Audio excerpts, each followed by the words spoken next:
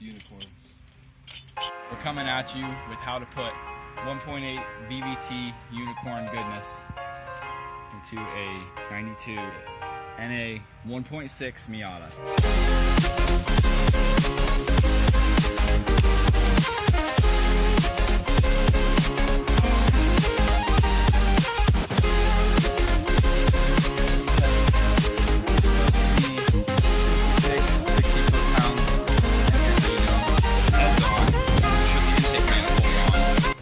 So we're going to do this on complete stock 1.6 electronics, and the only thing you really need is the VVT engine and the head and everything. Really, you're going to use everything mechanical in the 1.8 and everything electrical from your NA. This is the last resort, but we're going to go with the VVT for Mad Unicorns and Mad Skids. This reciprocating cup holder here has over 200,000 miles, but it's okay. All right, so on the front of the engine here, this is what you're gonna keep from your 1.6. You're gonna keep the alternator because these have regulators in them and the 1.8s didn't have regulators in them, so you're gonna fry your electronics and bad stuff's gonna happen, and it's just all around bad time. You're gonna keep your stock 1.6 harmonic balancer, and you're gonna keep the 1.6 V-belt water pump pulley. So with that, you can use your stock 1.6 belt, and it bolts right up to the bracket on the 1.8 and the water pump and everything. Everything bolts right up. It bolts right up to the crank with your stock key, timing belt here, and just bolt everything in, and it'll be just like stock. And the computer will understand what is coming out of here.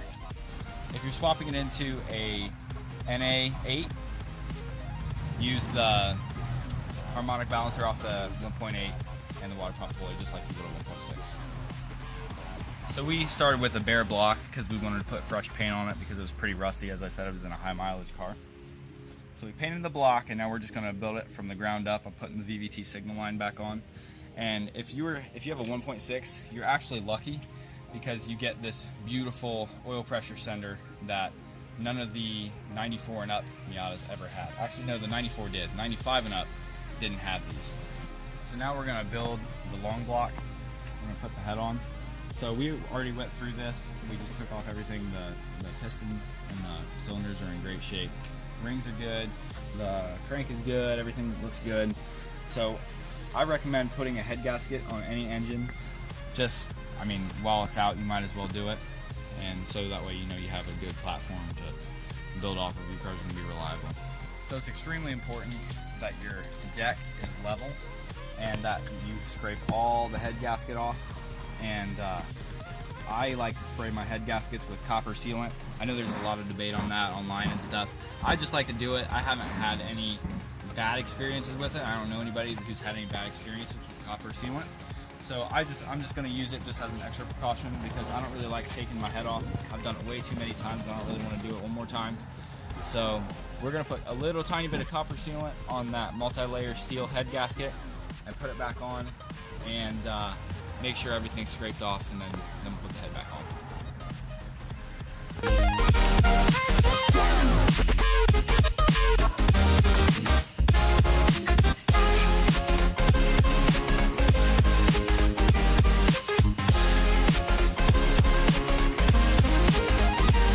I'm Copper. Shout out to Josh at Overman's Performance for letting us use this copper spray.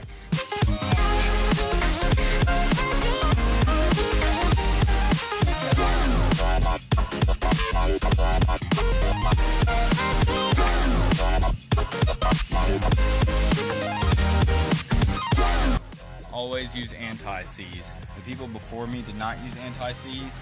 High diesel truck. And these things were a pain to get out of here without anti-seize. So please, for your sake and the next owner of your car, if you plan on selling your car, for everybody's sake, it'll end world hunger, one head bolt at a time. Just please, please, please, please, please use anti-seize. I picked this up, it was like $7, and I've built so many engines with it. Every kind of engine, by Miata engines, dirt bike engines, four-wheeler engines. This stuff goes a really long way. It's like $7, just please pick some up. When you have an $11 O'Reilly's torque wrench and have to recalibrate it by bending it. They're supposed to be 56 to 60 foot-pounds. and here's how you do them. So you start at the intake cam. It's 1, 2, 3, 4, 5, 6, 7, 8, 9, 10. That's the loosening and tightening sequence. And I recommend doing it in stages, how I've always done it. So if this is 60, I'm going to do 20 all of them, 40 all of them, and then I'll probably do 50 on all of them, and then 60. All right, so if you're going to use all your stock 1.6 electronics, you need to use the 1.6 cam angle sensor from the intake side on the 1.6 motor. It's on the exhaust side of the VVT motor. Now, if you're using the VVT motor, these don't have cam angle sensors at all. They have a place to put one, luckily, since I use the same head cast on the VVT as they did the older 1.8s. So we're gonna go ahead and stick that in there. All right, so for the rear coolant temp sensors here, this is the 19. You're gonna have to switch it over. See, this is a 3-pin. The stock 1.6 is a 2-pin. So you're gonna need to switch that one over. And then there's one on the front you have to switch over to. So here's the stock 1.6 sensor.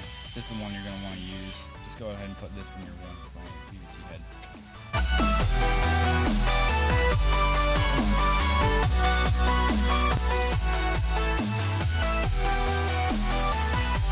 This is the temperature sensor that goes on the back of the 1.6 head, and it goes in this side, right under the cam angle sensor. It goes right in there. So you want to apply the temp reading to your dash. So, but on the 1.8, it doesn't go on this side. It actually goes on this side.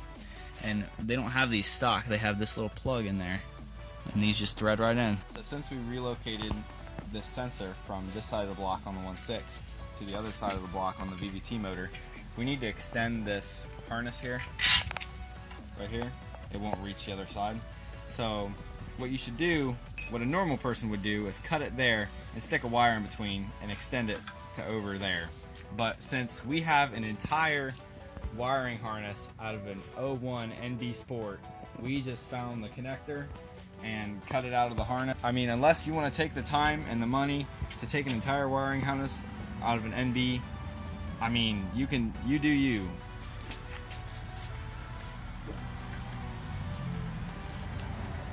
We're going to strip this and stick this connector in there. Harness extended. So the head's on, put the intake manifold on, and what you have to do is use a 99 or 2000 fuel rail with the stock 1.8 injectors and a 1.6 fuel pressure regulator mounted upside down so the return is facing up. And then I still had to go out and buy this clear tubing and a hose clamp, you can barely see it in there, and clamp this hose onto the end of that fuel pressure regulator because the tip broke off down. And you still have to shave the head down here quite a bit. So now what we have to do, put the top of the intake manifold on, timing belt, and then we'll be ready for the clutch and transmission. All Miatas time the exact same way. You line up the I, so you make the E face straight up on the exhaust cam, and the I face straight up on the intake cam. You can't really see it, but it's there. And then the notches that are on the other two parts there. So there's the notch right there, and this notch right here. And make those notches line up with the timing plate here. As long as your notch in your crank gear is lined up with the little triangle on your oil pump, then everything will be in time. So how I like to do it is put the timing belt on here and then use that as leverage if your cam gears aren't centered up. It's hard to just grab the cam gears. So we're on the intake. Now if we can just slip it off the exhaust, see that's on, and that is one tooth off exactly. A lot of timing belts are really tight and you can't ever really squeeze them up on here. This one, if you muscled enough, you could get it up on there like that. But I've had a lot of timing belts that will not do that. So one thing I do is take a really, really small screwdriver and just balance it on that pulley there. Hold the pulley with your finger here and just lift up, and it'll get right into place. All the marks are lined up. And then down here at the bottom, triangle still in line with that notch. So this motor is in time. All we have to do now is loosen this right here. That puts tension on the belt. Push it in a little bit. Tighten that back up. Timing belt's installed. So you don't want to forget the key in here. And every time you take this off, you want to get a new key. This is how we had to start our engines back in Vietnam when our starters went out. Stick the $11 O'Reilly's torque wrench on here with the broken handle and crank it through. And we just went wham! And I used to do it all the time, and we'd break sockets, and it was crazy. On a more serious note, you do have to tighten this thing down really, really tight. And if you do try to torque it, it won't torque because the crank just spins. So what I do is you put the flywheel on, and then I'll show you there's a little balancing hole and that you can stick a little socket in, and it stops it up against the block. I'll show you that in just a second.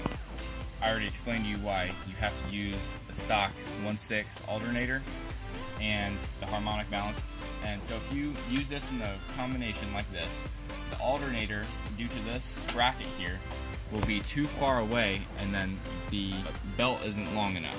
So either you can go out and source a new belt, or what we chose to do was the slit used to come into about here, and then we extended it. We just drilled holes in there and then used an angle grinder and grinded that out and extended the slit into here.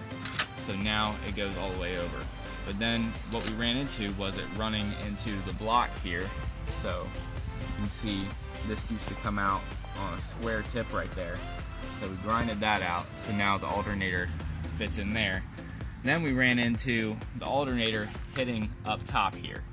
So then we had to take a grinding wheel and grind that out so that alternator will go in there. And now the alternator fits perfect, belt fits perfectly, and we're good to go.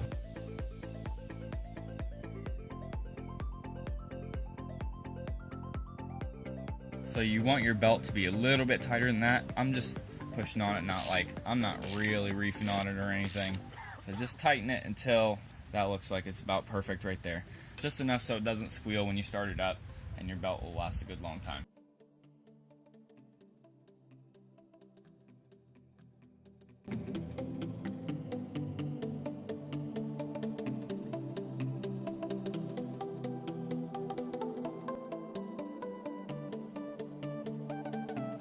So the poor man's flywheel holder is I just have this 1/4 inch deep well socket, and they have little balancing holes in the flywheel here.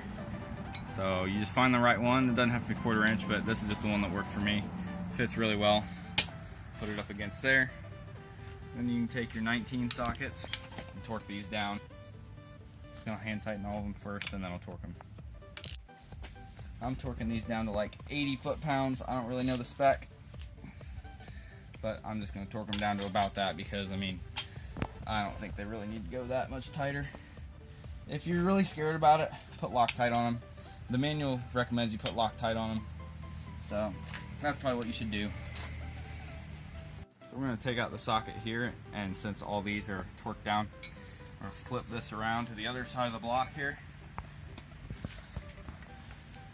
Reinsert, because when we're torquing on the harmonic balancer, it's going to be going the other way. So now we're ready to torque that down. The torque spec for this is 116 to 122 foot-pounds. So, you know, torque it down. The only specialty tools you're gonna need is this little clutch alignment tool. It's just made of plastic. They're super, super, super cheap on eBay or anything, because you need to align the clutch so the transmission will slide on. So you gotta get it seated all the way down in there, center it, and leave that in there, and then put in all the bolts and torque them down crisscross.